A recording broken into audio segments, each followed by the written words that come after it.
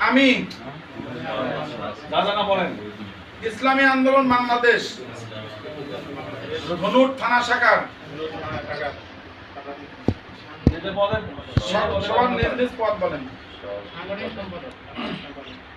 পদে নিযুক্ত হয়ে আল্লাহ তাআলাকে সাক্ষী রেখে ওয়াদা করছি যে আমি আল্লাহ তাআলার সন্তুষ্টির উদ্দেশ্যে আন্দোলনের সম্প্রসারণ, মজবুতি অর্জন ও মূল লক্ষ্য হাসিলের সর্বাত্মক প্রচেষ্টা চালাবো।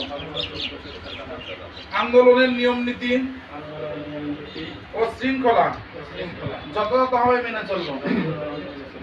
আমার উপর অর্পিত দায়িত্ব ও আমানত যথাযথভাবে পালন করব। আল্লাহ তাআলা আমাকে এই ওয়াদা পালন করার তৌফিক দিন। আমিন।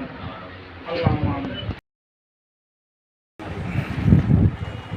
আজকে ইসলামী আন্দোলন বাংলাদেশ মন্ত্রিপরিষদ শাখার সভাপতি প্রধান অতিথি, বিশেষ অতিথি, বিশিষ্ট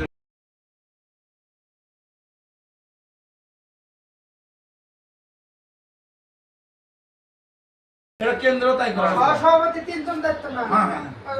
কেন্দ্রে আমাদের মুফতি মাওলানা মতি